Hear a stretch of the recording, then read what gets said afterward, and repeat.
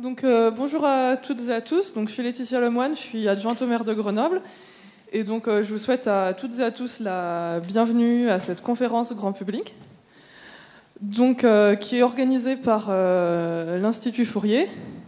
Et donc, c'est organisé au sein d'un ensemble d'initiatives qui s'appelle les Maths pour tous. Et donc, comme nous, pendant la campagne et maintenant encore, on souhaite une ville pour tous, les Maths pour tous, c'est quelque chose qui nous parle. C'est quelque chose qui me parle aussi personnellement parce que, à côté d'adjointe dans la vraie vie, je suis doctorante en maths.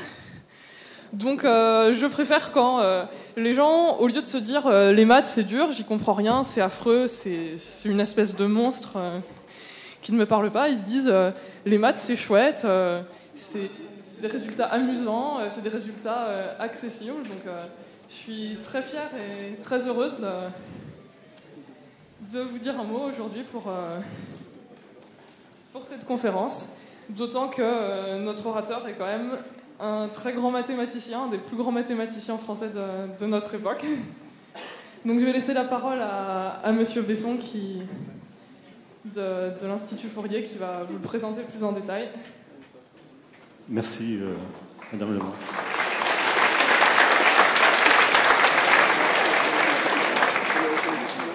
Elle est doctorante à GESCOP, je dis ça pour mes collègues. Voilà, bonjour, je suis Gérard Besson, directeur de l'Institut Fourier. Donc c'est le laboratoire de mathématiques fondamentales qui organise depuis, c'est la 3e année, ce type d'événement. Donc conférence grand public. En général, on essaye d'être à cheval entre les mathématiques et la physique théorique. Ce sera le cas aujourd'hui. Donc il y a un certain nombre de personnes d'institutions que je voudrais remercier. Je vais compter sur mes doigts pour ne pas en oublier. Donc d'abord la mairie. La mairie nous prête cette salle. Je ne sais pas si c'est le mot adéquat, mais en tout cas, on peut utiliser cette salle gratuitement. Et chose beaucoup plus importante, à la fin de l'exposé, il y a un buffet offert par la mairie à l'extérieur. Donc je sais.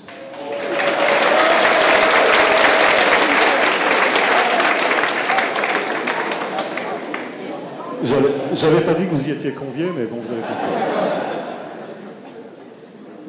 Donc ensuite, je dois remercier les 2 tutelles du laboratoire, donc le CNRS, en particulier la délégation régionale, dont le service communication a beaucoup travaillé pour faire les affiches, qui sont très belles d'ailleurs, je trouve, et l'université Joseph Fourier, dont nous dépendons, qui est aussi une institution qui a participé à l'organisation.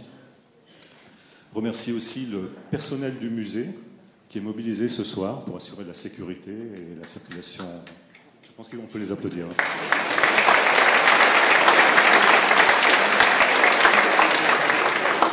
Et si j'ai bien compris, il y a quelques élèves du lycée Champollion.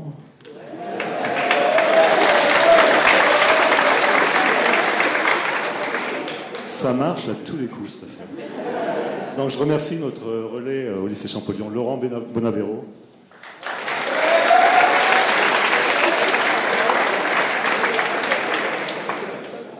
Et puis enfin, le personnel de l'Institut Fourier, les 2 ingénieurs qui sont ici, donc Ariane Roland, qui est chef de la communication, qui a fait tout le travail depuis 6 ou 7 mois pour organiser ça, et la jeune fille au fond, Fanny Bastien, qui fait toute la partie multimédia.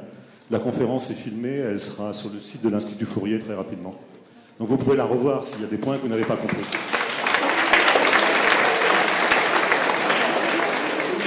Donc l'orateur de ce soir n'a pas souhaité que je le présente, donc je vais le faire. C'est un mathématicien de renommée planétaire, voire plus. Donc je ne vais pas parler très longuement, disons que pour situer le niveau du mathématicien, il a reçu ce prestigieux prix Fields, la médaille Fields en 1982, que tu allais chercher en 83, il me semble, pour cause de boycott. Et puis plein d'autres prix, je ne vais pas les énumérer, ça ne sert à rien. Si on peut le situer scientifiquement, on peut dire que c'est quelqu'un qui cherche un modèle mathématique pour interpréter la mécanique quantique. Un modèle de géométrie pour interpréter les fluctuations quantiques à petite échelle. Et je crois que c'est un peu ça le sujet de la conférence. Et puis, voilà, en guise de devinette, je dirais que c'est aussi un personnage de roman. Mais on en parlera ensemble. Voilà, donc c'est avec grand plaisir que je vous présente Alain Cohn de l'IHES, de l'Académie des sciences et du Collège de France.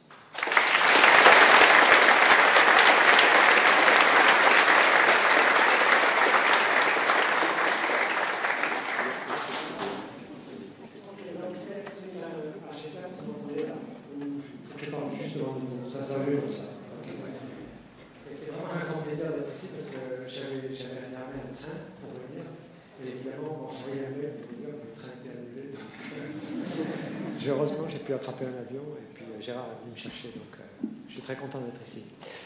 Voilà, alors, donc ce dont je veux vous parler, c'est la chose suivante, c'est du boson de Higgs, bien sûr, mais en fait, il ne faut pas l'appeler boson de Higgs. Normalement, il faudrait l'appeler boson de Braut-Englert-Higgs, parce que, bon, vraiment, il a été découvert, il a été inventé, si vous voulez, indépendamment par Braut et Englert d'un côté et par Higgs d'un autre côté. Et en fait, donc, ce qui se passe, si vous voulez, c'est que ce qu'on peut dire simplement, c'est que si on considère, si vous voulez, la connaissance que nous avons de l'espace-temps, on peut imaginer l'espace-temps, bon, on peut essayer de dire c'est la géométrie euclidienne, des choses comme ça, mais en fait, la vraie information que nous avons sur l'espace-temps, c'est une information qui vient des expériences, qui vient de la physique. Et cette information, si vous voulez, pour le moment, elle est contenue dans deux composantes. Il y a une composante qui est donnée par la théorie d'Einstein, qui est la relativité générale, et qui est éminemment géométrique, puisque, si vous voulez, c'est une théorie qui est basée en fait sur les idées d'un mathématicien qui s'appelle Bernard Treiman, et qui avait défini, si vous voulez, ce qu'on appelle, non pas l'élément de longueur, mais le carré de l'élément de longueur, qui est donné en coordonnées locales par une formule de cette forme-là. Si vous voulez vous souvenir de cette formule, il y a une anecdote fameuse, c'est Richard Feynman qui avait été une fois invité à une conférence sur la relativité générale.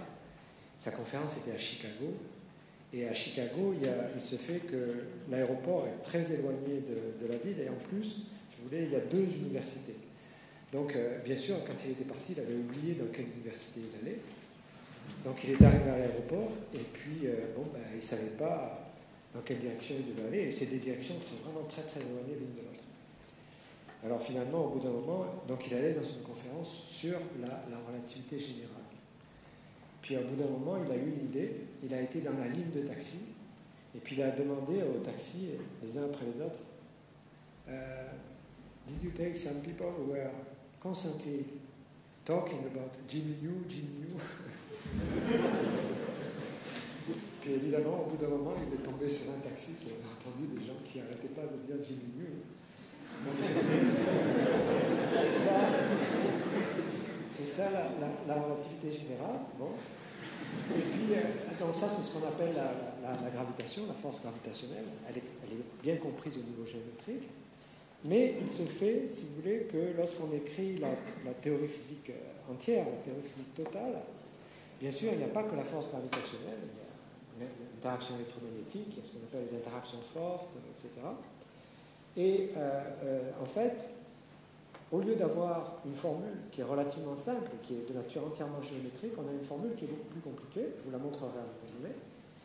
Et ce qu'on peut dire, si vous voulez, on peut bien sûr penser à cette formule en termes de particules. Et avant la découverte du boson de Braut-Englert-Higgs, les particules élémentaires, telles qu'on les connaissait, elles se résumaient dans une table, qui est la table des particules élémentaires. Donc il y avait par exemple le quark up, le quark down, le charm, le strange, le pop, le beauty. Il y avait le photon, gamma, le G pour l'interaction gravitationnelle. Et puis il y avait bien sûr les leptons, ça c'est les neutrinos, ça c'est les électrons, les ions, les leptons, et puis les bosons intermédiaires, W et Z. On verra, si vous voulez, que. Pardon. Il a l'air de tomber tout seul, lui. Il a un problème avec la force gravitationnelle. Alors.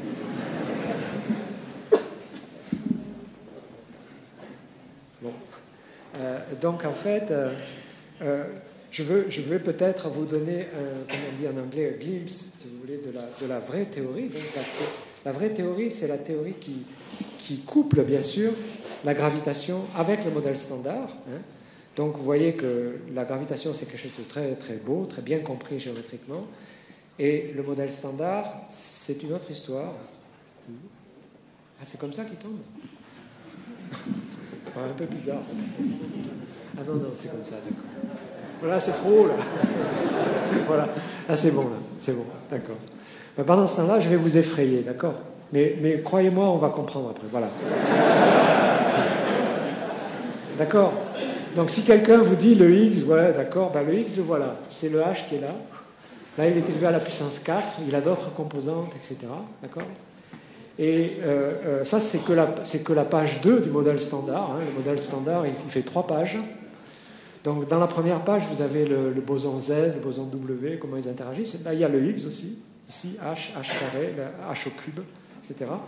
Et il y a une troisième page. Hein, il y a une troisième page. Et ça, dans cette page, vous voyez qu'il y a des choses qui sont de nature absolument étrange, comme ce moins 8 tiers ici, etc. Donc, alors, quel est le but de mon laïus? Quel est le but de mon laïus? Ben, le but de mon laïus, c'est de vous écrire ce truc-là qui est monstrueux, d'accord?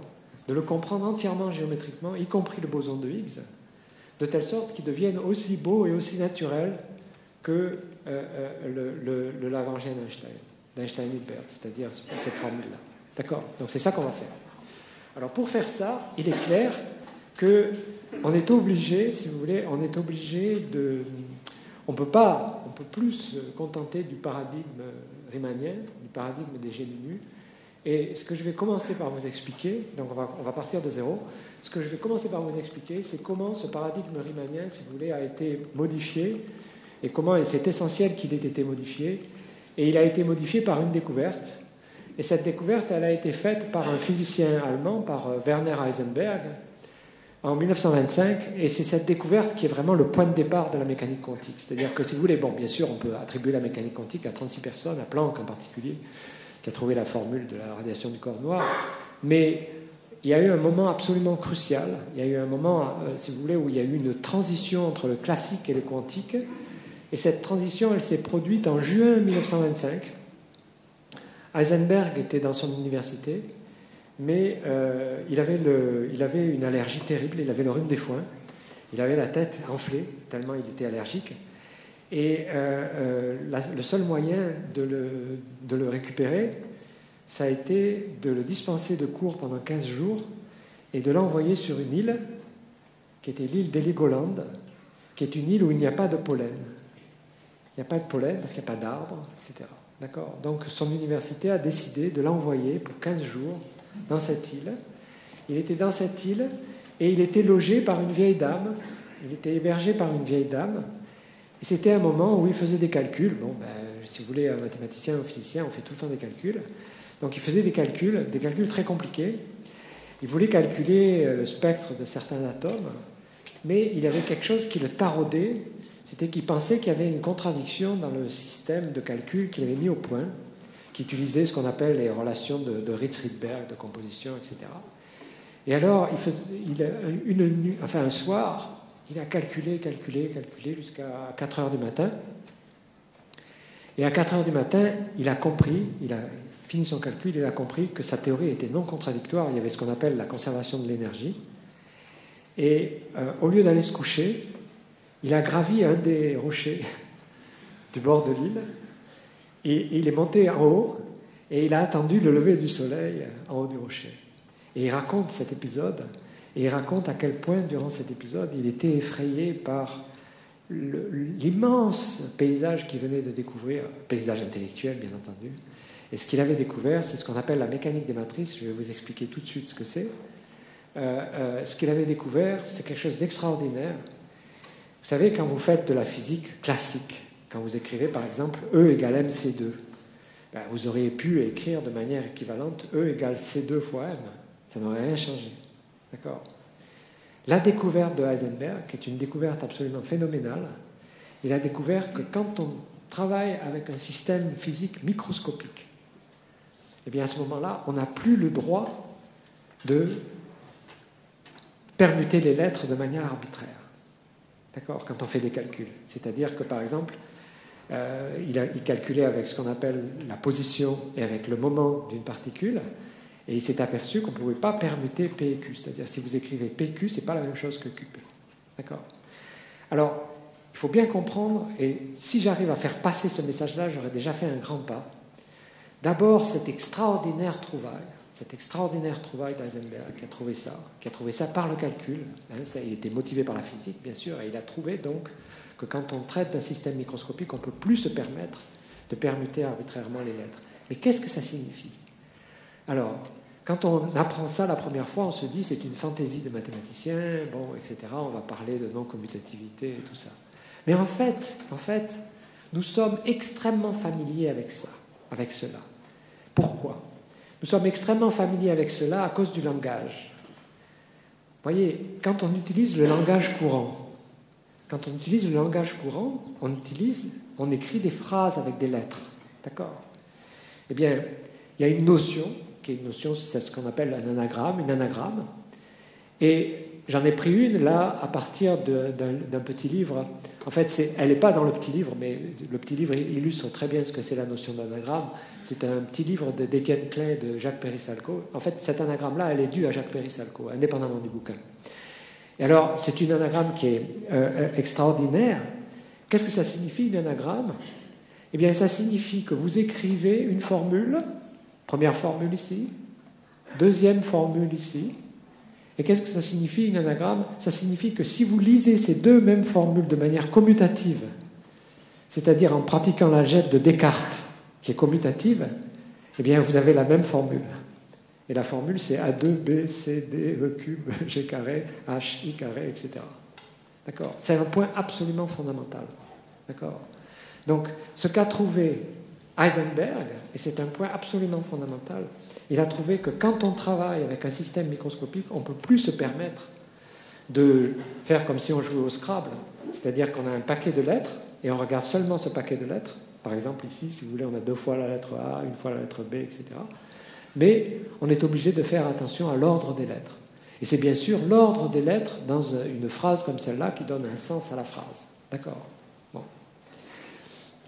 Alors, en fait, donc, si vous voulez, c'est une découverte, cette découverte de Heisenberg, c'est la découverte, si vous voulez, de la non-commutativité des coordonnées dans l'espace des phases d'un système physique, d'un système microscopique.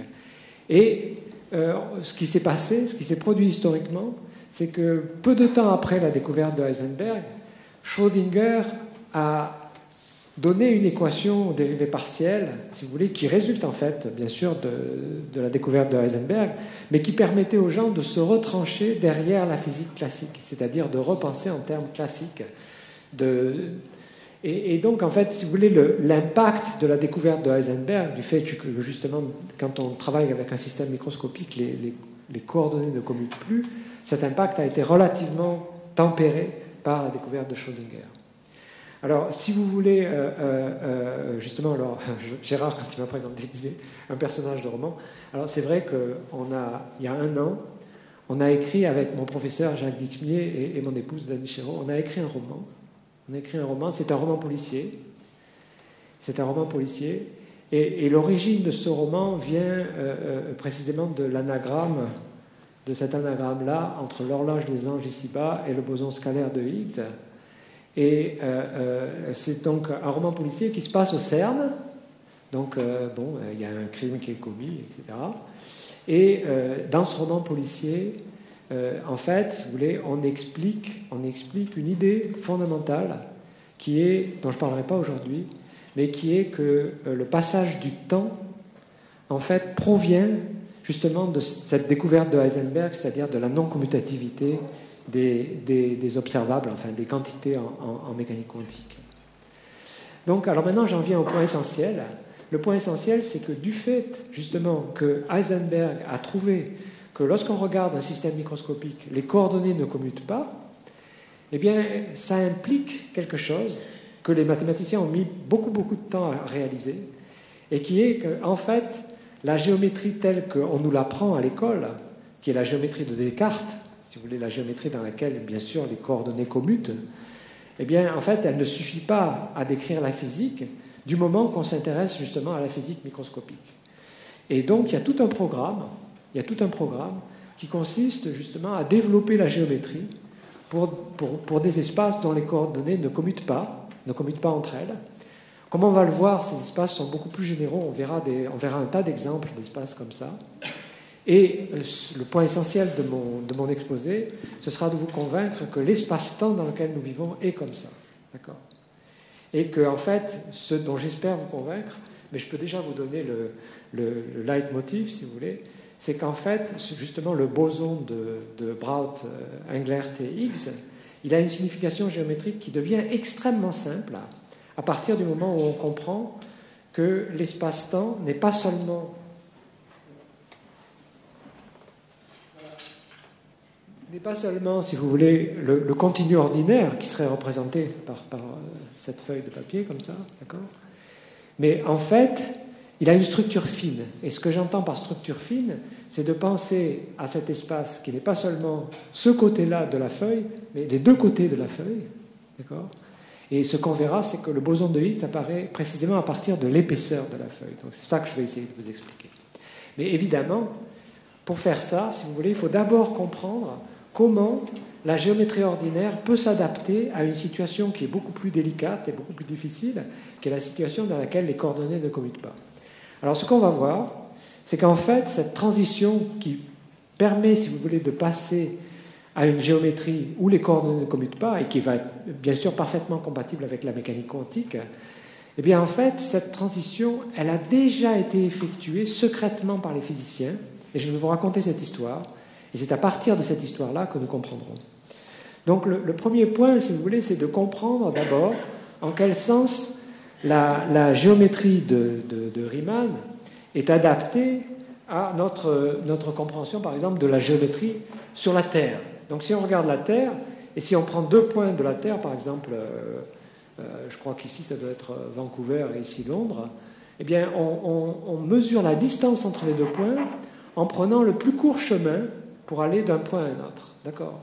Et ce qu'on fait, c'est qu'on prend le principe de Riemann, si vous voulez, qui vous donne l'élément de longueur, et on intègre du point A au point B l'élément de longueur. C'est-à-dire, on prend le plus court chemin possible en intégrant l'élément de longueur de A jusqu'à B.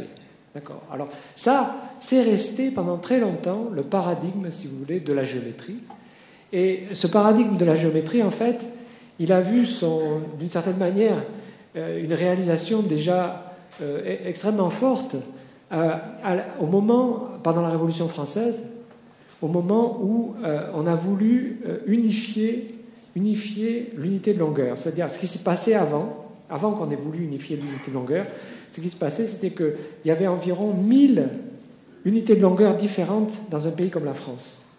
Et par exemple, si vous arrivez dans un village, à l'entrée du village, il y avait une unité de longueur qui était définie, et il y avait aussi une unité de poids. Et donc, ça signifiait, par exemple, si vous vendiez des tissus, vous voyez, c'était pas très, très pratique, parce que ça veut dire que chaque fois que vous allez dans un village différent, il y avait une unité de longueur différente. Alors, à ce moment-là, bien sûr, au moment de la Révolution française, on a voulu unifier l'unité de longueur, et il y a une idée qui a prévalu. Bon, il y avait d'autres idées. Hein. Par exemple, il y avait d'abord eu l'idée de prendre la longueur du pendule qui bat la seconde. Le problème, c'est que si vous allez en altitude, ça ne va pas être la même, etc. Donc il y avait un problème. Et alors finalement, il a été décidé que l'unité de longueur serait définie comme la 40 millionième partie du méridien terrestre, du tour de la Terre. Et il y a deux arpenteurs, si vous voulez, qui ont fait une mesure. Alors ils ont fait une mesure, en fait, entre... pas du méridien entier, mais c'est très facile d'avoir l'angle entre deux points. Donc ils ont pris deux villes très éloignées, Barcelone et Dunkerque, et ils sont partis, c'était dans les années 1792-1799, ils sont partis pour mesurer cela, et puis en prendre une partie de telle sorte que ça corresponde, si vous voulez, à cause des angles, à la 40 millionième partie du méridien terrestre. Alors, ils ont eu toutes sortes de problèmes. Ça a été une véritable aventure parce que ce qu'ils faisaient, donc, c'était des triangulations. Donc, pour faire des triangulations, ils avaient des lunettes, des longues vues comme ça. Et évidemment, leur activité principale, c'était de monter en haut d'une colline, de mettre la lunette et puis d'essayer de faire leur triangulation. Il y avait un seul petit problème, c'est qu'à ce moment-là, il y avait une guerre entre la France et l'Espagne. Et donc, quand ils étaient arrêtés avec une lunette en haut d'une colline et qui devaient expliquer qu'ils n'étaient pas des espions, c'était plutôt difficile. Bon, enfin, c'est toute une histoire. Donc, il s'appelait Delambre et Méchain. Il y a des livres très intéressants qui ont été écrits là-dessus. Je vous les recommande. Et donc, après, qu'est-ce qui a été fait ? Eh bien, quand ils sont rentrés, ils avaient donc le mètre étalon, et ce mètre étalon, il a été réalisé sous forme d'une barre de platine. Et moi, quand j'étais à l'école, on m'apprenait l'unité de longueur, c'est le mètre étalon, qui est déposé au pavillon de Breteuil, près de Paris, etc. Bon. Alors tout ça, c'était très bien. Vous voyez bien que ça correspond au point de vue précédent, d'accord ? Ça a duré pendant longtemps, Et puis, je crois que c'était aussi dans les années entre 1920 et 1930, il y a eu à un moment donné, vous savez, il y avait des congrès de temps en temps, des gens qui s'occupaient du système métrique. Donc il y a eu un congrès du système métrique, et dans ce congrès du système métrique, donc les gens parlaient de l'unité de longueur, l'unité de poids, etc. Il y a quelqu'un dans le fond de la salle qui a levé le doigt, et puis qui a dit, il y a quand même un problème, parce que votre unité de longueur qui est déposée au pavillon de Breteuil, etc., elle change de longueur. Bon, évidemment, c'est un peu embêtant pour l'unité de longueur, qu'elle change de longueur. Alors les autres, ils ont été étonnés, ils lui ont dit, mais comment savez-vous qu'elle change de longueur? Et alors, c'était très, très malin ce qu'ils avaient fait. Ils avaient mesuré le mètre étalon en le comparant à la longueur d'onde du krypton. C'est-à-dire, vous prenez le krypton, vous regardez la longueur d'onde de certains éléments du spectre, d'accord? Et ce dont vous apercevez, en fait, donc, ils se sont aperçus que, si vous voulez, l'unité de longueur qu'ils croyaient inamovible, etc., en fait, elle changeait de longueur. Alors, ça a pris un temps considérable pour prendre en compte ce phénomène, d'accord? Et la manière dont il a été pris en compte, bien sûr, par les physiciens, c'est quelque chose de remarquable. C'est-à-dire, ce qu'ils ont fait, ils ont dit, puisque on a été capable de voir que notre ancienne unité de longueur changeait de longueur, prenons ce qui a permis de voir qu'elle changeait de longueur comme unité de longueur, bien entendu. Et donc, à ce moment-là, ils ont pris comme unité de longueur la longueur d'onde du krypton qui avait permis de voir ça, donc qui était spectrale, bien sûr. Et puis, dans les années plus récentes, on a remplacé le krypton par le césium, avec des niveaux hyper fins du césium. Mais c'est absolument évident que, imaginez que nous voulions unifier le système métrique, non pas sur la Terre, mais, par exemple, dans la galaxie. D'accord ? Alors, d'abord, ça aurait été absolument risible que nous proposions aux autres systèmes que s'ils veulent mesurer leur lit, il faut qu'ils aillent au pavillon de Breteuil, qui compare au mètre étalon, etc. Ça aurait été absolument ridicule. Donc, maintenant, le problème, en définissant l'unité de longueur à partir de certains niveaux hyper fins du césium, c'est qu'il n'est pas du tout évident que le césium soit présent, justement, dans tout autre système planétaire.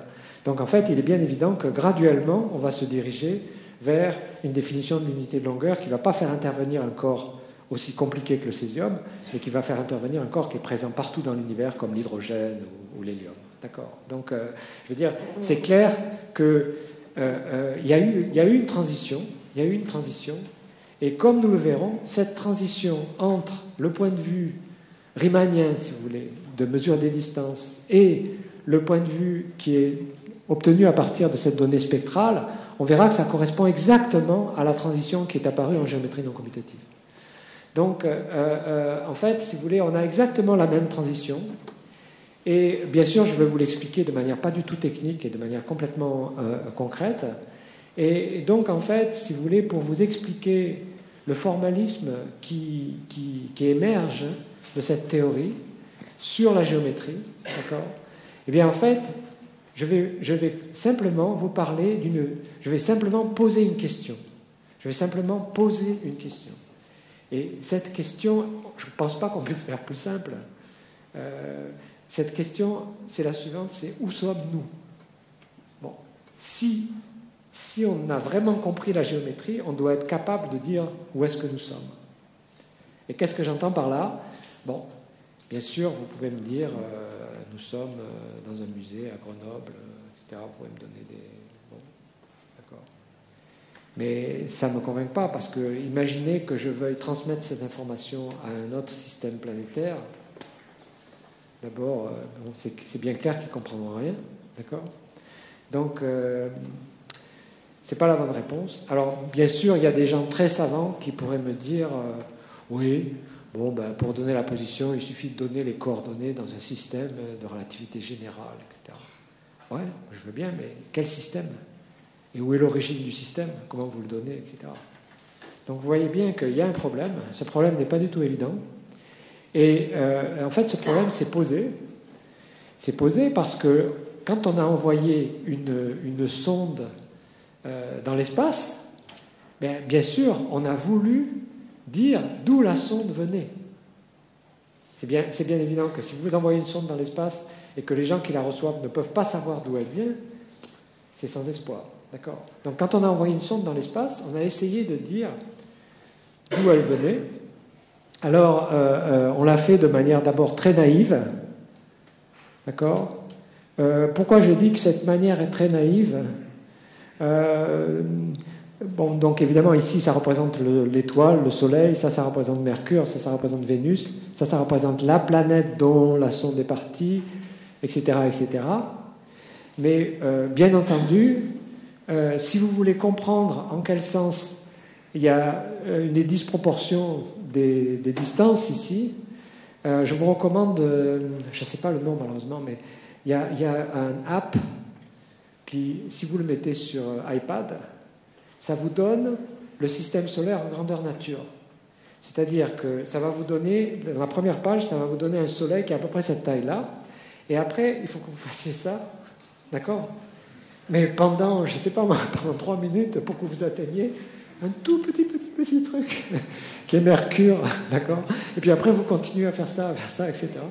Et vous allez arriver sur Vénus et tout. Donc, il est bien évident que, bon, ça donne un renseignement, mais c'est un renseignement extrêmement qualitatif. Bon. Ça aussi, c'est un renseignement un peu qualitatif. Enfin bon, c'est bien utile. Et puis, finalement, si vous voulez, il y a un autre renseignement sur cette sonde spatiale. Et ce renseignement-là, il est pratiquement très proche de la bonne solution. Et qu'est-ce que c'est, ce renseignement ? Ce renseignement, c'est la direction de pulsars, de différents pulsars. Et sur chacune des directions de pulsars, il y a la fréquence correspondante qui est mise en binaire. D'accord ? Et puis il y a la direction aussi du centre de la galaxie. Et alors, comme on le verra, ça tombe très proche de la solution du problème. Alors en fait, la solution dont je vais parler, donc pour répondre, si vous voulez, à cette question, en fait, il y a 2 questions auxquelles il faut répondre, il n'y a pas une seule question. La première question, c'est qu'il faut qu'on dise dans quel espace on est. On n'est pas dans n'importe quel espace, bien sûr. Hein. On n'est pas... Bon, on est dans un espace qui a une géométrie, et cette géométrie, elle vient en particulier des Géminus. Hein. Donc on est dans un espace particulier, et il faut qu'on puisse dire dans quel espace on est. Donc, de telle sorte qu'on puisse dire dans quel espace on est, il faut qu'on soit capable de donner de cet espace une définition complètement invariante. Et alors c'est ça qu'on appelle des invariants en géométrie. Vous voyez ici par exemple, je prends une forme comme celle-là. La première chose dont je pourrais parler, c'est la taille de la forme, le diamètre de la forme. Bon, après je pourrais parler de son volume, etc. Et vous voyez que chacune de ces quantités-là, c'est ce qu'on appelle un invariant de la forme. Ça ne dépend pas de la manière dont je la tourne, dont je la positionne, etc. Alors en fait, ce qu'on veut donc, de telle sorte qu'on puisse dire dans quel espace on est, ça c'est absolument fondamental, eh bien, il faut qu'on puisse donner pour un espace géométrique, il faut qu'on puisse donner des invariants complets d'un espace géométrique. Bon, alors ça c'est un grand problème, et on va voir comment, si vous voulez, ce problème a une solution. Et il a une solution qui est en partie donnée par la musique, et il faut rajouter un petit quelque chose qui vient de la géométrie non commutative. Et puis la deuxième question, c'est que ça ne suffira pas de dire dans quel espace on est, mais il faudra qu'on puisse spécifier de manière complètement invariante, à nouveau invariante, où on est dans cet espace. C'est-à-dire qu'il faudra qu'on puisse spécifier un point de cet espace de manière complètement invariante, sans avoir à fixer un système de coordonnées ou un truc comme ça, ce qui ne marcherait pas. D'accord ? Donc c'est ça le problème. Alors, la solution de ces problèmes, elle vient de la musique. Alors j'espère que je serai capable de vous faire de la musique. C'est ce qui rend cet exposé difficile. C'est qu'il faut que j'utilise de temps en temps, que je switch vers un truc qui va faire du bruit. D'accord ? Et c'est même pas évident que ça donne un résultat, mais enfin on va voir. D'accord ? Donc cette idée, l'idée qui est derrière, si vous voulez, c'est qu'en fait, chaque forme, elle a d'abord une gamme. C'est-à-dire, elle a d'abord associé à elle-même une série de notes. D'accord ? Et on verra que ça, c'est le premier invariant d'une forme. On verra qu'ensuite, il y a un invariant plus subtil qui sont les accords. D'accord ? Et c'est grâce aux accords qu'on pourra déterminer où on est. Donc c'est ça le plan. D'accord. Alors c'est une idée. Vous voyez, ça c'est un exemple typique. La forme que j'ai pris ici, c'est un tambour, c'est-à-dire c'est un disque, si vous voulez. Et ce disque, il va pouvoir vibrer avec différentes fréquences, mais ce que je voudrais pouvoir faire, c'est vous le faire entendre. Vous faire entendre ces vibrations-là. Alors on va voir si ça marche. Oh mon Dieu. Oh là, regardez pas, je mets mon mot de passe. Non mais il est masqué, d'accord. Alors, attendez. Hein. Voilà, donc ça. Alors maintenant, c'est là que c'est difficile. Hein. Il va falloir que je sorte ça. Voilà, alors maintenant, je vais essayer de vous faire écouter. Et j'espère que ça va marcher au niveau sonore. Vous voyez, les formes, en fait, pour le disque, les gens les avaient vues en mettant du sable sur le disque et en regardant là où le sable se concentrait. Ça, c'était, je crois, au XVIIIe siècle. Et il y a deux invariants, il y a deux choses qu'il faut reconnaître, si vous voulez, c'est combien il y a de vibrations au niveau radial et combien il y en a au niveau phase. Hein. Mais essayons de les écouter. Vous entendez là le bruit ou pas? Vous l'entendez? D'accord. Donc vous voyez là, bon, j'espère que c'est clair, hein, que plus il y a de vibrations au niveau phase, par exemple, plus le son est aigu. Vous voyez? D'accord. Donc ça, c'est typique de ce qu'on obtient. D'accord. Bon. Alors il y a des formes encore plus simples que ça, bien sûr. Hein. Il y a des formes, la forme la plus simple, mais comme on verra, ce n'est pas du tout une forme musicale, c'est l'intervalle. Donc si on regarde à l'intervalle, l'intervalle, il va avoir un certain nombre de vibrations. D'ailleurs, elles sont visibles graphiquement, si vous voulez, ces vibrations. Elles sont très faciles à voir. Vous voyez ?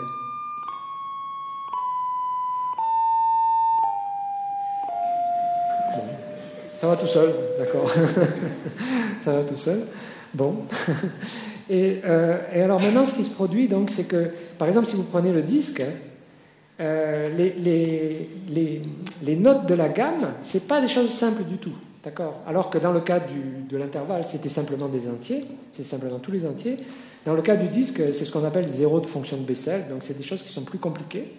Mais il y a un phénomène qui se produit, c'est que vous pouvez les voir comme un spectre, hein, vous pouvez les visualiser comme ça, et puis vous pouvez aussi, si vous voulez, les mettre en regardant la énième note et en regardant la hauteur de la énième note. Donc vous obtenez un graphe, et quand vous regardez ce graphe de manière suffisamment éloignée, hein, si vous regardez ce graphe de manière suffisamment éloignée, ce que vous allez voir, je pense que ça va être visible ici, les fréquences propres, voilà, donc c'est ce que je voyais tout à l'heure. Vous voyez, quand on regarde de suffisamment loin, eh bien, il y a un théorème, qui est un théorème de Hermann Weyl, qui était un mathématicien de Princeton, et qui avait démontré la chose suivante, c'est que quand vous prenez une forme de dimension 2, quand vous regardez sa gamme, eh bien, sa gamme, quand vous regardez pour des fréquences suffisamment hautes, ça va donner une parabole. D'accord ? Bon. Alors, si, par exemple, on regardait l'intervalle, qui était avant, ça ne donnerait pas du tout une parabole, ça donnerait une ligne droite, si vous voulez, ça donnerait une ligne droite. Donc on voit bien que la dimension de la forme, elle va être repérée déjà par ça. Alors maintenant, avant que j'aille vers là, on peut écouter d'autres formes, hein, c'est pas très difficile de les écouter. Il y a des formes qui sont aussi simples à calculer que le disque, par exemple le carré, hein, si on regarde un carré, bon, c'est pas difficile de voir que le carré, il va être... En gros, si vous voulez, le résultat du carré, c'est ce qui se produit en prenant deux intervalles et en faisant le produit de deux intervalles. Donc c'est très très simple à calculer. C'est très simple de voir son spectre, de voir, si vous voulez, sa gamme correspondante, et de voir que la gamme correspondante, elle n'est pas la même. Elle n'est pas la même que celle du disque. Pareil pour un rectangle. Si vous regardez un rectangle comme ça, vous pouvez calculer sa gamme, vous pouvez l'écouter, hein, vous pouvez l'écouter, bien sûr. Etc. Et puis, bon, vous pouvez le faire aussi pour un triangle. Et dans tous ces cas-là, ce dont vous vous apercevez très facilement, c'est que si vous regardez les gammes correspondantes, elles suffisent à distinguer les objets en question. Alors la première question qui se pose, évidemment, c'est est-ce que la gamme d'une forme caractérise cette forme? Alors il y a un article de mathématiques qui est un article absolument remarquable, parce que c'est un article d'une page. Il est dû à un mathématicien qui s'appelle John Milnor, et ce mathématicien a trouvé dans les années 50 deux formes qui ont exactement la même gamme, mais qui sont différentes. Et bien sûr, si vous voulez, les formes que John Milnor avait trouvées, je ne pourrais pas vous les montrer parce qu'elles sont de dimension 16. Et si vous voulez, la raison, il y a une raison profonde, je parle là en aparté pour les mathématiciens, la raison profonde, si vous voulez, c'est qu'il y a très peu de formes modulaires, et du coup, en fait, on peut comparer ce qu'on appelle les fonctions θ qui sont reliées à des réseaux, et Witt avait démontré qu'il y avait deux réseaux en dimension 16, et qu'il y avait donc les mêmes fonctions θ. Et ça donne, si vous voulez, le fait qu'on a la même gamme pour les objets en question. Mais ce qui est vraiment tout à fait remarquable, c'est qu'en fait, les mathématiciens ont graduellement réussi à faire descendre la dimension de deux formes qui ont la même gamme, et ils sont arrivés, si vous voulez, à trouver, donc c'est en particulier ces formes-là, c'est dû à trois mathématiciens, Gordon, Webb et Wolpert. Donc ils sont arrivés à trouver des formes qui sont des formes ici de dimension 2, qui sont manifestement différentes. Vous voyez bien que la forme verte, elle est différente de la forme rouge, puisque la forme rouge, ici, elle a un carré au bout, etc., alors que la forme verte n'est pas pareille. Mais ces deux formes ont exactement la même gamme. D'accord? Elles ont exactement la même gamme. Donc, ça veut dire, grâce à Milnor et grâce à cet exemple-là, si vous voulez, que ce serait illusoire de dire qu'on va pouvoir donner l'espace dans lequel on vit, qu'on va pouvoir définir l'espace dans lequel on vit simplement en donnant la gamme en question. D'accord? Alors, ce que je veux vous expliquer très très brièvement, parce que bien sûr, je ne veux pas faire un exposé de maths, mais c'est qu'en fait, il y a un invariant supplémentaire. Il y a un invariant supplémentaire, et pour vous faire comprendre cet invariant supplémentaire, je vais prendre un exemple de deux formes.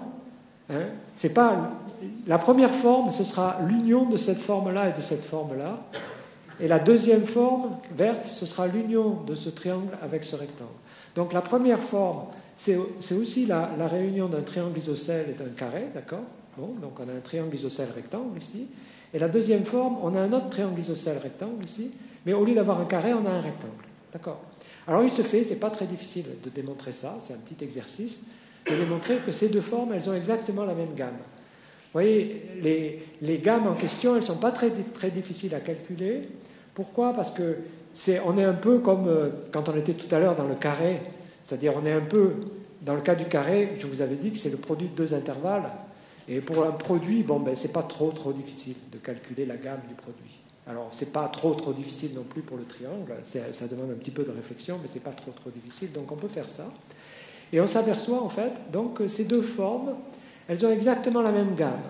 Exactement la même gamme. Bon. Et alors cette gamme, en fait, si vous voulez, elle est donnée par les racines carrées de ces nombres-là. Et ces nombres-là, ils ont la propriété de tomber en trois classes. C'est-à-dire, c'est exactement comme si vous aviez un piano, et au lieu d'avoir des touches blanches et des touches noires, vous aviez des touches de trois couleurs différentes. D'accord? Et d'où viennent les trois couleurs? Les trois couleurs, elles viennent du fait que quand vous regardez les nombres qui sont de cette forme-là, ce n'est pas des nombres entiers, pas toujours, parce qu'il y a un dénominateur qui est 4. Alors, on a des nombres qui ont une partie, si vous voulez, qui ont une partie qui est non entière, qui est un quart, des nombres qui ont une partie non entière qui est un demi, et puis des nombres entiers. Et ça fait trois types de notes. Ça fait des notes rouges, des notes jaunes et des notes bleues, si vous voulez. Et alors, ce qui se produit, c'est pas très difficile à démontrer, c'est qu'en fait, bien que les gammes soient les mêmes, dans les deux exemples que je vous ai montrés, en fait, les accords possibles ne sont pas les mêmes. Et pourquoi les accords possibles ne sont pas les mêmes? C'est très facile à comprendre. Qu'est-ce que j'appelle un accord? Je prends un point de mon espace, et je dis que ce point va faire un accord quand les fonctions propres correspondantes vont avoir un produit non nul en ce point.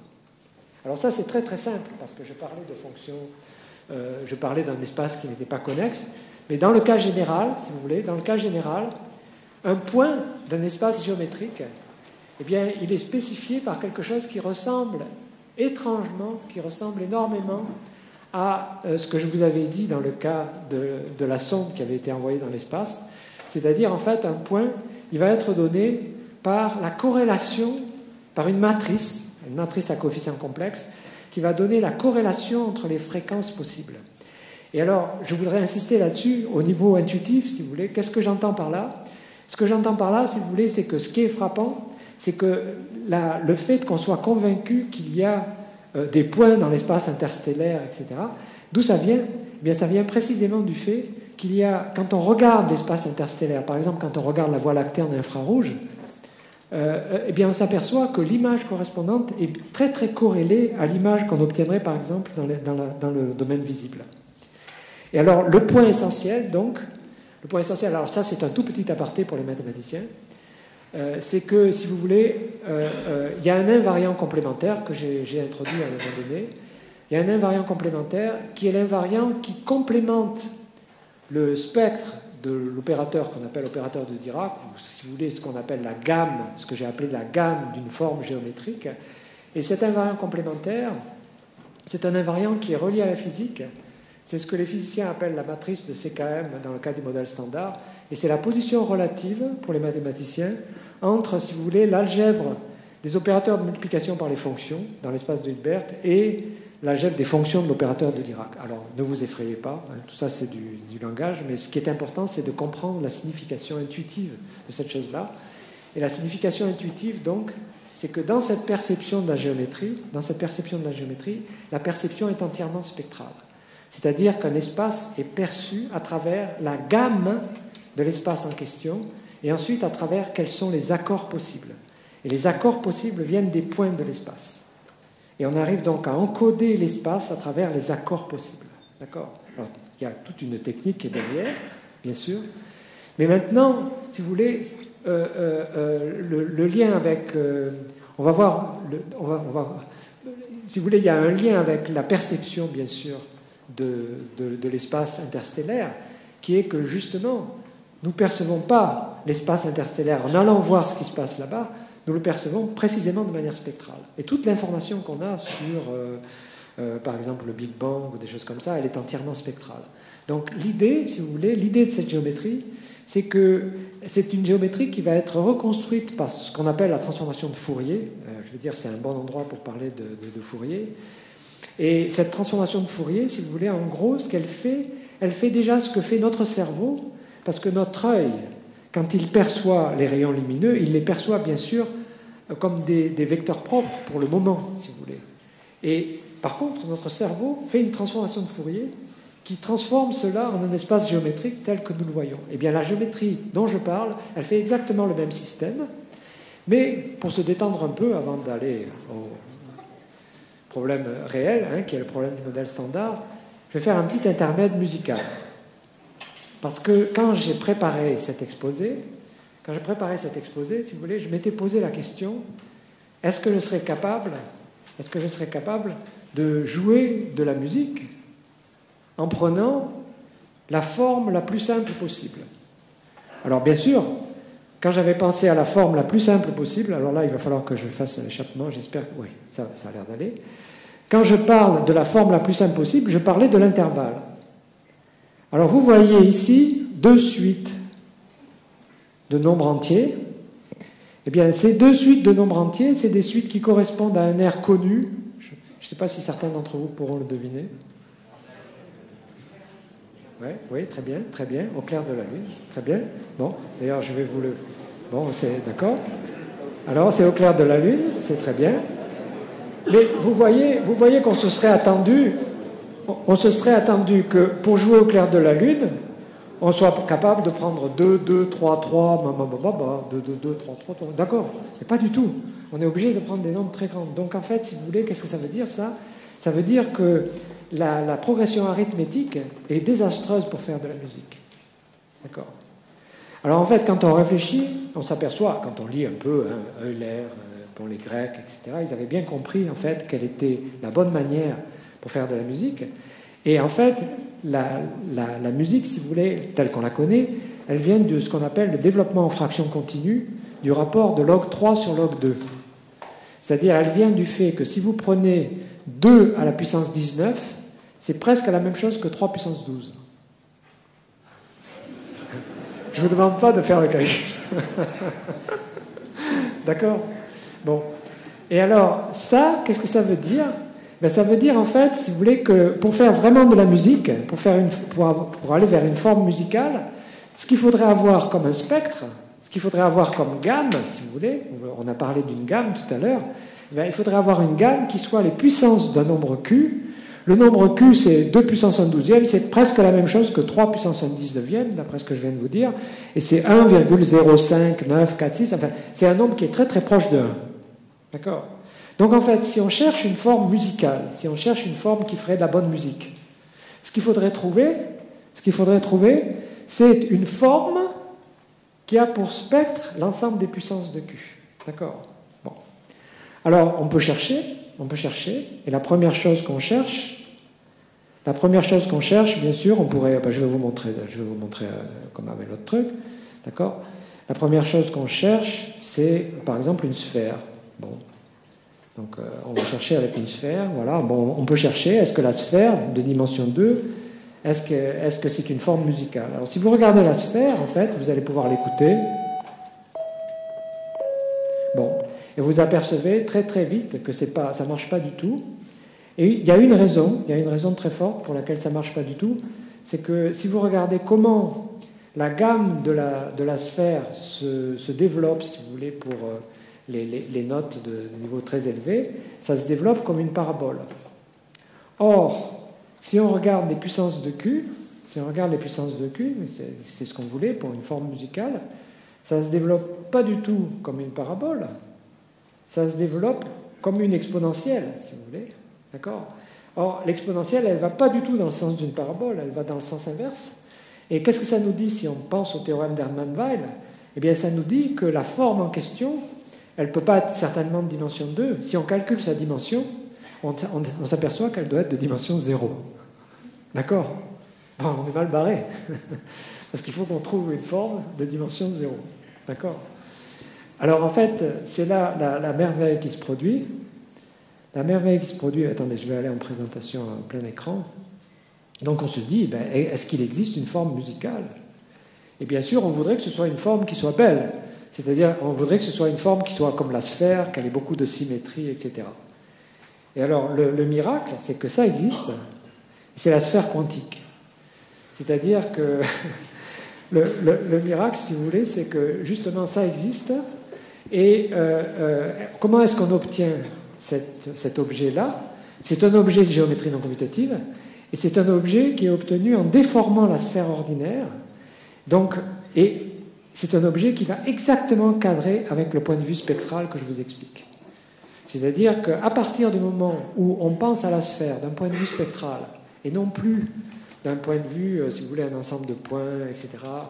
Donc à partir du moment où on développe le formalisme qui permet de penser à un objet de manière quantique, eh bien on attrape cet objet-là comme un des premiers objets et il a exactement le bon spectre. Et alors en fait, si vous voulez, ce qui se produit, donc je vais le dire en parole, je ne vais pas le dire en écrivant des formules, mais ce qui se produit, c'est que la mesure des distances n'est plus du tout, en géométrie non commutative, effectuée de la même manière que la mesure des distances dans le cas ordinaire, c'est-à-dire au lieu de prendre le chemin le plus court qui joint deux points, ce qui présuppose que les points puissent être joints par un arc connexe, ce qu'on fait, c'est on envoie une onde d'un point à un autre et si vous voulez, on maximalise la différence de phase entre quand on évalue l'onde au point A et l'onde au point B. Donc c'est ça qui est le changement fondamental. Et c'est un changement qui est parallèle, si vous voulez, à des changements qui existaient au niveau de ce qu'on appelle le transport optimal dû à Monge et à d'autres mathématiciens. Donc j'en reviens maintenant, pour terminer, si vous voulez, au Lagrangien de la physique. Donc ce Lagrangien de la physique, ce qu'il y a de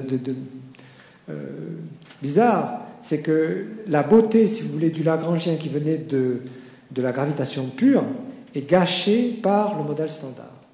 Donc, en fait, ce qui se produit, c'est que du fait qu'on a une géométrie qui est beaucoup plus flexible que la géométrie donnée par les G-mu, eh bien, à ce moment-là, on peut trouver la structure fine de l'espace-temps de telle sorte qu'on puisse simplement écrire, si vous voulez, le Lagrangien extrêmement compliqué dont je vous ai parlé, mais le Lagrangien qui est à la fois la gravitation et le modèle standard, on puisse l'écrire comme la gravitation pure sur un espace un petit peu plus compliqué, c'est-à-dire sur un espace, si vous voulez, qui a cette structure fine. Alors, la manière dont ça se produit, c'est la chose suivante. Bon, ça, je veux passer très très vite là-dessus parce que c'est un tout petit peu technique. Mais pourquoi la non-commutativité de l'algèbre des coordonnées joue un rôle? Eh bien, elle joue un rôle parce que c'est précisément, si vous voulez, la non-commutativité. Quand vous avez une algèbre qui est non-commutative, donc ça, je fais une toute petite référence à l'algèbre. Quand vous prenez une algèbre qui est non-commutative, il se fait que cette algèbre, elle a des automorphismes qu'on appelle les automorphismes intérieurs, mais qui sont là de manière automatique.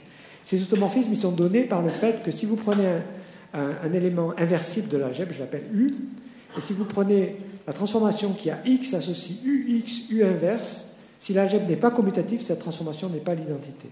Alors ce qui se fait, ce qui est absolument miraculeux, si vous voulez, c'est que toute la partie qu'on appelle théorie de jauge dans le modèle standard, c'est-à-dire toute la partie du modèle standard qui a à voir avec les bosons, le boson W, le boson Z, etc., eh bien, elle sort de manière très très naturelle, comme partie de Yang-Mills, à partir justement d'une toute petite non-commutativité de l'algèbre. Et donc, avec mon collaborateur, Shamseddine, ce qu'on a montré, donc, c'est que non seulement, donc, il y avait, si vous voulez, une manière de comprendre le modèle standard couplé à la gravité comme étant la gravitation seule, mais qu'en fait, il y a beaucoup mieux que ça. C'est-à-dire, en fait, si on raisonne en termes de simplicité, on va avoir un Lagrangien qui, en fait, sera encore plus simple que le Lagrangien d'Einstein. Et quand je parle de simplicité, si vous voulez, je veux définir ce que c'est que la notion de simplicité. Et pour ça, j'essaierai de dire la chose suivante. Vous voyez, ce Lagrangien, il est simple pour un mathématicien, mais si je devais vous expliquer ce que c'est que la signification de ce terme R, c'est ce qu'on appelle la courbure scalaire, je ne pourrais pas le faire. Je ne pourrais pas le faire parce que, bon, il a une formule en termes des G minus, mais cette formule, quand on l'écrit, elle a l'air très compliquée. Et si on veut l'expliquer, je veux dire, ça demanderait, bon, à la fois des calculs, beaucoup d'explications, etc., et ce ne serait pas facile du tout. Par contre, ce que je prétends, c'est que le remplacement qu'on a trouvé, donc, pour pas seulement l'action d'Einstein ici, mais le couplage entre l'action d'Einstein et le modèle standard, elle est encore beaucoup plus simple à expliquer. Ce qui se produit, c'est la chose suivante. Ce qui se produit, c'est que dans cette géométrie, un espace, il est donné par deux choses. Il est donné par l'algèbre des coordonnées, bien sûr, mais il est aussi donné par l'élément de longueur. OK ? Mais l'élément de longueur, comme je vous l'ai expliqué au début, ça n'est plus le mètre étalon déposé au pavillon de Breteuil, etc. Non. Cet élément de longueur, c'est ce qu'on appelle un opérateur dans l'espace de Hilbert. C'est ce qu'on appelle l'inverse de l'opérateur de Dirac, ou c'est ce que les physiciens appellent le propagateur pour les fermions. Et cet opérateur, il caractérise exactement la gamme de l'espace en question. C'est-à-dire, il donne exactement la gamme de l'espace en question. Et que devient l'action qui donne à la fois le modèle standard et l'action d'Einstein-Hilbert? Eh bien, c'est simplement le nombre de notes dans la gamme qui sont plus petites que ce qu'on appelle la masse de Planck. D'accord? Donc, on ne peut pas faire mieux. On ne peut pas faire mieux comme simplicité, au sens où, pour définir l'action, il suffit de savoir compter. D'accord? Il suffit de savoir compter et il suffit de s'intéresser à l'élément de longueur de l'espace en question. Et évidemment, l'action qu'on obtient, elle est extrêmement simple à définir, elle est très compliquée à calculer. Elle est calculée par ce qu'on appelle l'équation de la chaleur, les Gilkey, les coefficients de Witt, etc. Mais, si vous voulez, ce qui se produit, donc, Tiens, bizarre. Oula, c'est quoi qu'est-ce qui se passe? Ah, voilà, ça marche. D'accord. Donc, ce qui se produit, c'est que, bon, après, bien sûr, énormément de travail, on s'aperçoit que, en fait, la physique, elle donne exactement la structure fine qui manquait. En fait, la structure fine, elle apparaît comme étant le produit d'un continu ordinaire par un espace fini, et que pour comprendre le boson de Higgs apparaît de manière complètement naturelle dans ce système-là, on n'a pas à l'introduire artificiellement, et il apparaît comme une partie de la gravitation. Et il apparaît comme la partie de la gravitation qui correspond précisément, si vous voulez, au fait que l'espace a deux côtés, donc il correspond exactement à l'image que je vous ai montrée tout à l'heure de cette feuille de papier qui a les deux côtés. Donc, donc, au bout d'un moment, bon, bien sûr, il y a un certain nombre de données mathématiques qui ne sont pas du tout évidentes, mais le résultat principal, c'est qu'on n'obtient pas seulement la formule qui est donnée ici, on n'obtient pas seulement cette formule. Pourquoi? Parce que cette formule, c'est le modèle standard dans l'espace plat. D'accord?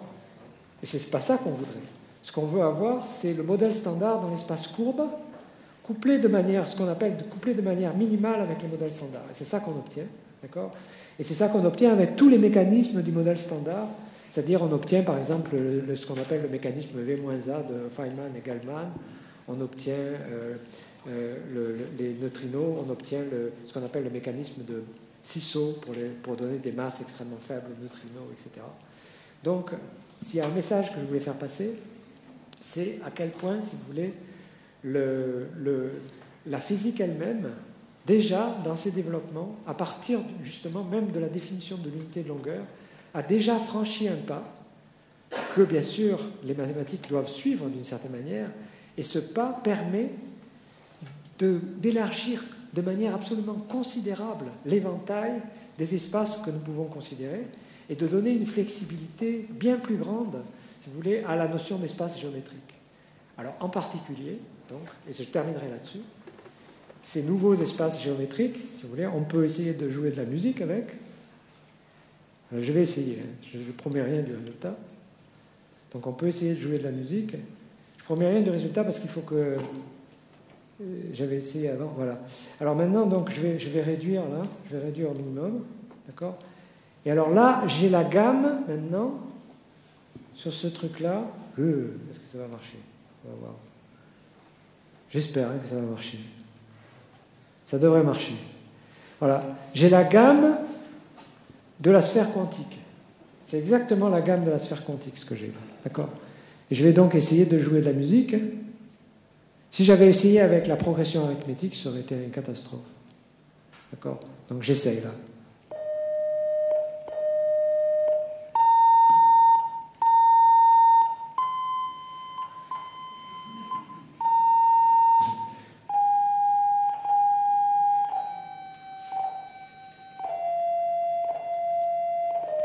Alors maintenant, ce que vous allez voir, c'est que ce qui est extraordinaire, c'est que maintenant je peux partir de n'importe quelle note. Je peux partir de n'importe quelle note et ça aura... Alors, bien sûr, il faut que je la rende accessible, ce qui ne va pas être évident.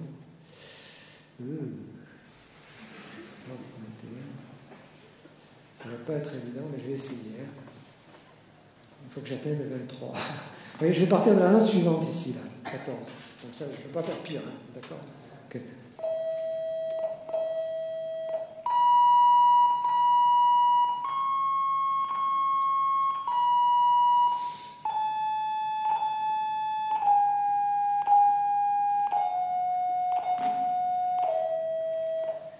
Donc vous voyez la beauté de cette progression géométrique.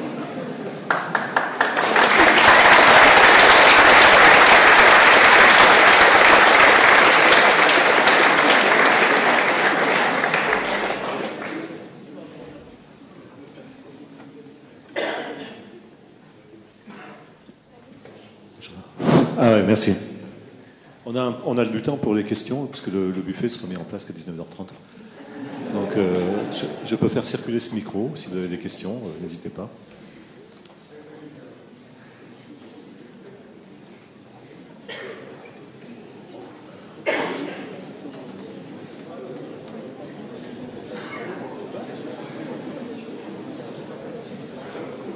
Bonjour. Bonjour. Est-ce que vous pourriez expliquer comment vous associez un spectre à une forme? Ah, bien sûr, c'est une bonne question, j'aurais dû le dire. Je fais toujours cette erreur-là. C'est ce qu'on appelle l'équation de Helmholtz. C'est-à-dire que ce qui se produit, c'est qu'en acoustique, si par exemple vous tapez sur un tambour, d'accord, ce qui se produit de manière très très précise, c'est qu'il y a une équation différentielle, mais elle correspond à ce qu'on appelle la racine carrée du Laplacien, pour la forme en question. D'accord? Donc, de manière très très précise, c'est ce qu'on appelle l'équation de Helmholtz. Donc, mais alors, mathématiquement parlant, il se fait, si vous voulez, que le Laplacien, la racine carrée du Laplacien ne serait pas le bon remplacement de l'élément de longueur parce que, en gros, ce qui s'est produit, c'est que quand on écrit l'équation, vous voyez, attendez, je vais revenir. Il faut que je revienne à un truc. Il faut que je revienne à mon transparent. Voilà. Donc, quand on écrit.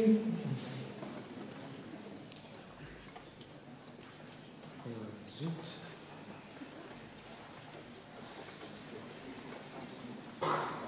Oui, quand vous définissez la géométrie ordinaire, voilà. Vous voyez, quand vous définissez la mesure des distances dans la géométrie ordinaire, dans ce qu'on appelle la géométrie de Riemann, ce qui se produit, c'est qu'il y a quelque chose qui n'est pas très joli dans cette formule, c'est la racine carrée. D'accord?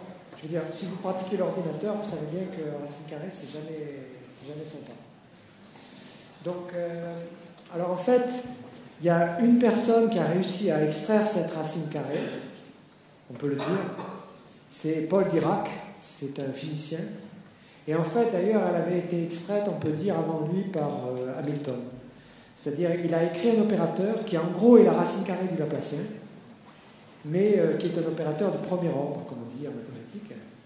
Et si vous voulez, ce qui est absolument incroyable, c'est que justement, cet opérateur Dirac, il joue un rôle fondamental dans ce qu'on appelle en théorie des champs, c'est-à-dire comme le propagateur des fermions. Alors, je n'ai pas de tableau, mais il faut imaginer que ce qui est incroyable, c'est qu'à partir de l'opérateur de Dirac, donc, les physiciens ont défini ce qu'ils appellent le propagateur pour les fermions, et ils ont donné comme symbole de ce propagateur un tout petit intervalle qui est bordé par deux croix. Alors ça, ce qu'on dit dans la théorie, dans la géométrie non commutative, c'est que c'est ça l'élément de longueur, ds. Et alors que Riemann avait défini le carré de l'élément de longueur, quand on définit vraiment l'élément de longueur, le ds, qui est ici, il a un contenu qui est pas seulement un contenu métrique, c'est-à-dire il ne donne pas seulement, disons, la distance entre les points, mais il a aussi un contenu topologique extrêmement important, parce que c'est en topologie ce qu'on appelle le générateur de la cohomologie, c'est-à-dire c'est lui qui dit vraiment qu'on a affaire à une variété. Donc il y a tout un contenu très, très, très fort qui est dans cet élément de longueur, dans le ds. D'accord ? Donc il y a toute une théorie qui, en gros, elle est basée sur le fait que on ne peut pas espérer unifier, par exemple, la gravitation et la théorie quantique si on ne commence pas par repenser la géométrie en termes quantiques. D'accord ? Donc c'est ça l'idée qui est sous-jacente à tout ce que j'ai raconté. C'est qu'en fait, de manière très très bizarre, la géométrie émerge de manière très très naturelle à partir du quantique, et elle émerge comme étant donnée pas seulement par des coordonnées qui ne commutent pas, mais surtout par l'élément de longueur. Et l'élément de longueur est un opérateur, et ces deux choses-là interagissent, et elles interagissent parce qu'elles vivent dans le même espace de Hilbert. Alors il y a tout. Si par exemple, dans le bouquin dont j'ai à peine parlé là au tout début, dans ce bouquin, on développe là une thèse qui est très très importante. Bon, c'est pas du tout développé de manière dogmatique parce que j'exècre ça, mais si vous voulez, il y a une idée fondamentale qui apparaît, et cette idée fondamentale, c'est qu'une des grandes leçons du quantique, c'est la variabilité. C'est-à-dire, une des grandes leçons du quantique, c'est le fait qu'il y a un tas d'expériences, dès que ce sont des expériences qui vont faire à des systèmes microscopiques. Par exemple, vous prenez un électron, vous le faites passer à travers une toute petite fente, dont la taille est de l'ordre de la longueur d'onde de l'électron. Et vous regardez où il atterrit dans une cible après la fente. Eh bien, le fait qui est extraordinaire, c'est que le fait, si vous faites cette expérience, et l'électron arrive à un certain point X de la cible, vous ne pouvez pas reproduire l'expérience qui dira l'électron va traverser la fente et arriver exactement au point X. Vous ne pouvez pas. Ce sont des expériences qui ne sont pas reproductibles. Si vous refaites l'expérience, il va atterrir ailleurs. Il va avoir une certaine probabilité, mais il va atterrir ailleurs. Donc, qu'est-ce que ça veut dire ? Ça veut dire que dans le quantique, il y a une variabilité fondamentale, il y a une variabilité absolument fondamentale. Et alors, la thèse qui est expliquée en grand détail dans le livre par un des héros que vous avez à découvrir. Alors cette thèse, c'est que précisément, on se trompe en physique et on se trompe lorsqu'on essaye de faire l'interprétation de la mécanique quantique. Et je vais essayer de vous expliquer, par des gestes, parce que je n'ai pas la transparence, mais je vais vous expliquer l'idée. quand j'étais en classe préparatoire, comme beaucoup d'entre nous, bon, j'avais un prof de maths qui était très sympa et tout ça. Puis un jour, le prof de maths m'a fait passer au tableau. Il m'a fait passer au tableau et il a fait ce geste-là. Alors il m'a dit, Monsieur Cohn, quelle est la variable? Quel est le paramètre? J'ai pas réfléchi. Je pensais, vous savez, la coordonnée X, je sais pas. Puis au bout d'un moment, je lui ai donné la réponse. Je lui ai dit, c'est le temps. Bravo, t'es content, tout ça. Je faisais de la cinématique. Ok. Alors, nous sommes tous habitués, depuis notre plus tendre enfance, à attribuer toute variabilité au passage du temps. Et nous écrivons toutes les équations de la physique comme d sur dt de quelque chose égale, etc. Donc nous basons toute variabilité sur le passage du temps. Okay. Alors il y a quelque chose d'extraordinaire qui vient de la mécanique quantique, qui est la chose suivante. C'est que non seulement il y a cette variabilité fondamentale dans le quantique, mais en fait, il n'y a que le formalisme quantique qui donne la bonne formulation des variables. Okay, alors je vais essayer de vous dire pourquoi. Prenez un mathématicien et demandez à un mathématicien de vous définir ce que c'est qu'une variable. Le mathématicien, une variable réelle. Le mathématicien va vous dire, j'ai un ensemble grand X, j'ai une application F qui va de grand X dans R. La plupart des mathématiciens vous diront ça. Bon. Alors ce que je prétends, c'est qu'avec cette définition, ce n'est pas du tout difficile de comprendre que vous ne pouvez pas avoir coexistence entre des variables discrètes et des variables continues. La raison, elle est très simple. La raison, elle est très simple. Là, je suis en train de parler comme Armand. Alors, ce qui se produit, donc, c'est la chose suivante. Ce qui se produit, c'est que supposez que vous ayez une variable continue. Si vous avez une variable continue, qu'est-ce que ça veut dire? Ça veut dire que l'ensemble X, il ne peut pas être dénombrable, puisque la variable, elle est continue. D'accord. Donc, si vous avez une variable continue, X n'est pas dénombrable. Mais si X n'est pas dénombrable, vous ne pouvez pas avoir une variable discrète, parce qu'elle atteindra une valeur, forcément un nombre non dénombrable deux fois. Donc, vous ne pouvez pas avoir coexistence entre variable discrète et variable continue. La merveille de la mécanique quantique, c'est que les pionniers de la mécanique quantique nous ont expliqué dès le début que une variable réelle en mécanique quantique, ce n'était pas du tout une fonction qui va de x dans R, où x ce serait un espace, quoi que ce soit. Non, c'est un opérateur auto-adjoint dans l'espace de Hilbert. Alors là, ça distingue. Est-ce que vous apprenez ça maintenant en maths sup? Vous apprenez ça quand même. À mon avis.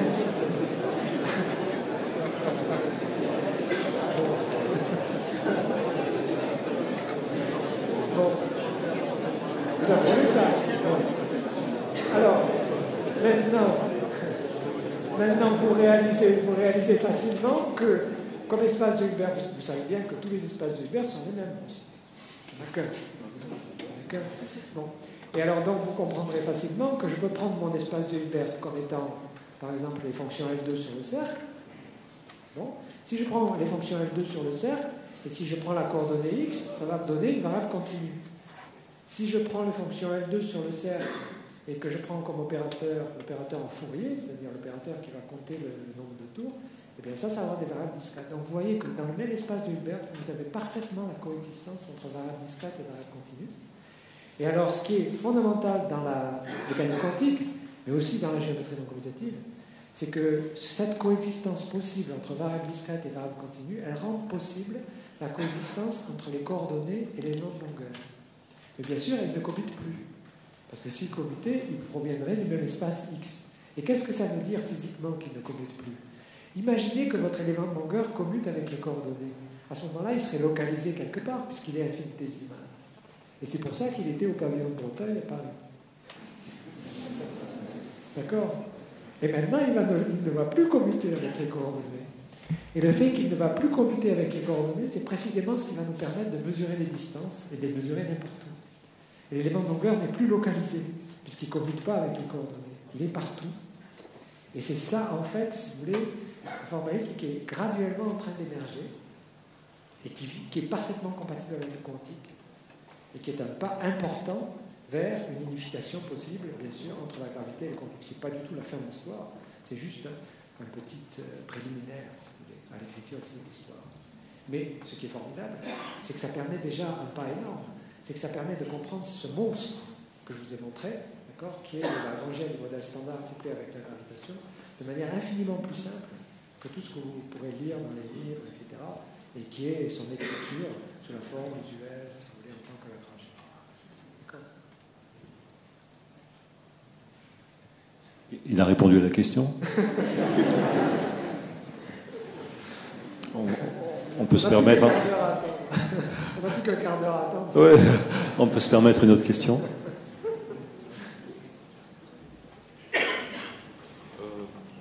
La formule qui est sur 3 pages, c'est une conjecture ou... Ah ben non, cette formule, c'est la seule formule que l'humanité devrait laisser si elle venait à disparaître. Ce qu'il faut bien comprendre, c'est que cette formule, c'est le résultat d'une centaine d'années de dialogue entre l'expérience et la théorie. C'est-à-dire, chacun des termes de cette formule a une histoire. Chacun des termes de cette formule vient et en particulier, avant la découverte du boson de Higgs, les 3/4 de cette formule n'étaient pas avérés. Donc ce qui est absolument extraordinaire dans cette formule, c'est que de temps en temps, les physiciens ont dit, bon, ben, le modèle qu'on a n'est pas encore... il ne cadre pas vraiment avec l'expérience, donc il faut, par exemple, pourquoi le boson de Higgs a été inventé? Le boson de Braun-Englert-Higgs a été inventé parce que la théorie, quand on essayait de mettre une masse, par exemple pour les quarks, de manière artificielle, ce n'était pas renormalisable. Et il fallait donc qu'il y ait un système très très complexe, en fait, qui permette de donner une masse à ces particules sans casser la possibilité que ce soit renormalisable. Donc c'est toute une histoire extrêmement complexe, à la fois théoriquement, puisque justement ce boson, si vous voulez, au départ, par exemple, l'article de Higgs, je crois, n'avait pas été accepté par un journal. C'est toujours pareil, quand on trouve des trucs nouveaux, il y a une réticence évidente qui se manifeste. Mais ce qu'il faut bien comprendre, c'est que par exemple le boson W ou le boson Z, ça a été formidable quand ils ont été découverts expérimentalement, mais ils ont une histoire très très longue qui venait de la théorie de Fermi, qui ensuite, on s'est aperçu qu'il fallait qu'il y ait ce qu'on appelle un boson intermédiaire pour relier les choses de telle sorte que ça soit encore à niveau normalisable, etc. Donc chacune des théories, chacun des termes, la gravitation n'en parlons pas, mais chacun de ces termes-là est un condensé d'un dialogue absolument crucial entre la théorie et l'expérience. Alors, bien sûr, après, si vous voulez, c'est pour ça que, de mon point de vue, je prends, si vous voulez, cette donnée comme une espèce de pierre de Rosette. C'est la donnée fondamentale, et le travail du mathématicien, que je considère comme étant essentiel, si vous voulez, c'est le travail d'essayer de déchiffrer cette pierre de Rosette, c'est-à-dire de voir ce qu'elle signifie, et voir ce qu'elle signifie. Quand on veut définir ce que c'est la signification, si vous voulez, que ça signifie, ben ça veut dire pouvoir l'écrire de manière plus simple. Vous voyez, par exemple, qu'est-ce que signifie le mot comprendre? Imaginez que je prenne 2 listes de nombres. Je prends d'un côté la liste des résultats du loto. Je ne sais pas, le loto, il est tiré chaque jour ou chaque jour? Enfin, je prends les résultats du loto. D'accord? Je note ces résultats sur un cahier. Et puis sur un autre cahier, les mêmes jours, je note l'heure précise de lever du soleil. D'accord? Chaque jour, je note. Quelle est la différence entre ces 2 listes de nombres? Elles auront l'air, a priori, aussi incongrues l'une que l'autre, si vous les regardez. Quelle est la différence entre les deux? La différence entre les deux, c'est que la liste des levées du soleil est une toute petite formule qui permet de la comprendre. Alors que la liste des résultats du loto, il n'y a aucune formule plus simple que de donner la liste entière qui permette de la comprendre. D'accord? Et c'est ça la vraie signification du mot comprendre. Donc pour le mathématicien, qu'est-ce qu'il fait? Il regarde cette espèce de pierre de Rosette qui lui est donnée, d'accord, mais qui est une donnée. Il ne va pas aller faire des expériences ou quoi que ce soit, d'accord. Et en particulier, bon, la confirmation du fait que le Higgs est là, d'accord. Et ensuite, ce qu'il doit faire, c'est essayer de réduire la complexité grâce au bon concept pour pouvoir réécrire cette formule, s'il le faut, à cause de calculs très compliqués, bien sûr. Les calculs qu'il faut faire, les calculs spectraux, si vous voulez, qu'il faut faire pour réobtenir la formule à partir du comptage du nombre de valeurs propres, elle est très très très compliquée, bien sûr. C'est un travail mathématique compliqué. Mais la formule est simple. D'accord ? La formule, elle vous dit, vous prenez l'élément de longueur et vous comptez son nombre de valeurs propres. C'est-à-dire, vous comptez, si vous voulez, le nombre. Ce que ça veut dire, ça veut dire que vous comptez le nombre de degrés de liberté sur une entropie des fermions, si vous voulez, plus petit que la longueur de Planck, à énergie plus petite que l'énergie de Planck. Donc, si vous voulez, tout est là, et donc la signification, c'est ça. La signification de ces quelques pages, c'est ça. C'est le message, c'est l'espèce de pierre de Rosette qui est transmis aux mathématiciens, aux physiciens et théoriciens, par le dialogue entre l'expérience et la théorie. Le coup de la pierre de Rosette, c'est pas mal, ils viennent tous du lycée Champollion. Ah, il y a Fourier, il y a le lycée Champollion. Une autre question ? Une autre question. Sinon, je vous aurais raconté une autre histoire. Dans le modèle de la feuille de papier que vous avez montré tout à l'heure, est-ce qu'il faut considérer qu'une des faces de la feuille en dimension 2, c'est un modèle de notre univers en dimension 4 ? Oui, c'est ça, bien sûr. Bien sûr. Quand je montre, je ne peux pas montrer deux côtés de l'univers de dimension 4. Non. Donc, c'est ça que je fais. Et si vous voulez un peu mieux comprendre, si vous voulez, vous allez comprendre le boson de Higgs. Okay. Alors, vous voyez, ce que les physiciens appellent le spin, c'est ce qui se passe lorsqu'on fait des rotations, disons, dans cet espace de dimension 2. D'accord ? Alors, vous voyez bien que si je me donne une fonction sur cet espace total, cette fonction, elle va avoir une restriction à la partie supérieure, une restriction à la partie inférieure. Bon. Donc, je vais pouvoir prendre cette fonction, je vais pouvoir la différencier sur la partie supérieure et la différencier sur la partie inférieure. Quand je fais ça, je vais obtenir ce que les mathématiciens appellent une informe, mais elle va de spin 1, manifestement, parce que quand je tourne, elle va tourner avec. Et maintenant, je peux prendre la différence entre la valeur de la fonction sur un point qui est en haut avec le point correspondant en bas. Et ça va être de spin 0, évidemment, puisque ça ne va pas changer quand je fais des rotations. Ça, c'est le boson de Higgs. D'accord ? Et dans le modèle de la feuille, dans votre modèle de la feuille avec deux faces à deux dimensions, il y a en fait une troisième dimension, c'est celle qui permet de passer à travers la feuille. Oui, mais... Est-ce que dans votre modèle de deux univers, il y a aussi une dimension supplémentaire ? Non, il n'y a pas de dimension supplémentaire. Parce que la grande erreur, justement, de ce qu'on appelle les modèles de Kaluza-Klein, c'est que les modèles de Kaluza-Klein ont essayé de mettre des dimensions supplémentaires. Mais l'abstraction mathématique permet de penser à un espace indépendamment du fait qu'il soit plongé dans un espace de dimension plus grande. Et l'espace dont je parle, il a une structure géométrique, justement, qui est parfaitement bien définie de manière spectrale et qui ne présuppose absolument pas qu'on le plonge dans un espace de dimension plus grande. C'est simplement de manière visuelle pour vous montrer à quoi il ressemble que je vous ai montré ça. Mais cet espace, il est très simple à comprendre à travers de manière spectrale, si vous voulez, comme un espace qui est un produit d'un espace continu ordinaire, de manière extrêmement simplifiée par un espace à deux points et dont la géométrie est définie de manière spectrale. D'accord ? Je vais finir en vous racontant une histoire, à moins qu'il y ait une question. Y a-t-il une question ? Non, vas-y, raconte l'histoire. Voilà.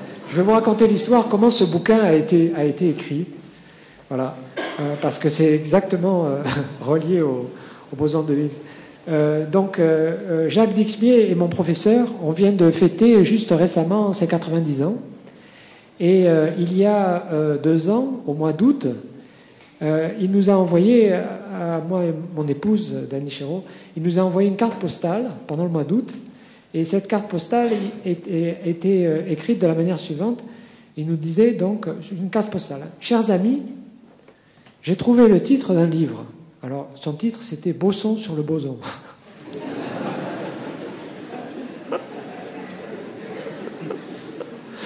D'accord ? Alors, il disait donc, j'ai trouvé le titre d'un livre, vous l'écrivez, je relirai les épreuves. Bon, alors évidemment, on a rigolé. Mais au même moment, juste avant, en fait, j'étais allé en Corse à une conférence et j'avais rencontré Étienne Klein. Vous savez que c'est un conférencier merveilleux et aussi quelqu'un qui écrit des livres très très intéressants. Et il m'avait donné donc cet anagramme qui, comme je l'ai dit, n'est pas dû à lui-même, elle est due à Jacques Périssalco. Donc cet anagramme, l'horloge des anges ici-bas et le boson scalaire de Higgs. Alors, oh zut. Donc moi je voulais répondre à mon prof, d'accord ? Et évidemment, je lui ai répondu presque immédiatement en lui envoyant cet anagramme. Et vous savez, j'avais trouvé une photo sur Internet d'une de ces vieilles horloges du début du XXe siècle où on voit deux anges qui soutiennent un cadran. Vous voyez bien, hein, je veux dire, avec plein de dorures et tout ça. Donc je lui ai renvoyé cette photo. Et je lui ai dit, bon ben moi j'ai trouvé le sous-titre. D'accord, avec l'anagramme. Et puis bon, on s'en est tenu là, et sauf que environ 15 jours plus tard, avec mon épouse, on est allé à Venise. Et à Venise, on a... Donc ça c'est Venise, hein, bien sûr. D'accord, ça vous voyez c'est Venise. Et à Venise, on a visité une exposition d'art moderne qui était à la Punta della Dogana, qu'on voit ici, d'accord. Et cette exposition d'art moderne, c'était l'exposition Pinault. Et je dois dire que à cette époque-là, j'avais été assez atteint parce qu'il y avait un milliardaire russe qui avait donné des prix comme ça, de manière absolument, j'avais trouvé absurde. Et j'avais été très frappé que mon subconscient m'ait amené dans une exposition dans laquelle il y avait 9 suaires allongées sur le sol qui étaient dues à un sculpteur. Et donc j'avais été extrêmement frappé par la vision de ces 9 suaires allongées sur le sol. Et quand je suis sorti de l'exposition, j'ai pris une feuille de papier et j'ai commencé à écrire un scénario qui était extrêmement scabreux. Et ce scénario, c'était donc qu'il y avait une jeune physicienne qui visitait cette exposition. Et quand elle visitait les 9 suaires, elle était incommodée par l'odeur. Il y avait une odeur qui régnait comme ça, une espèce d'odeur. Et alors elle allait se plaindre à l'entrée de l'exposition.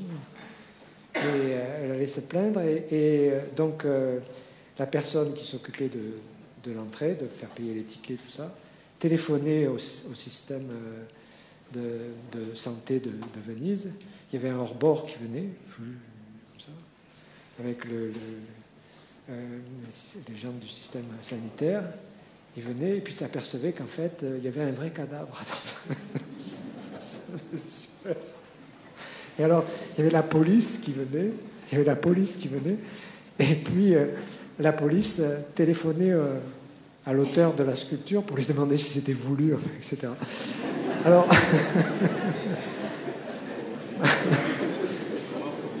quand j'ai montré ça, à ma femme, elle m'a dit, là, tu charries quand même un peu. Tu charries quand même un peu.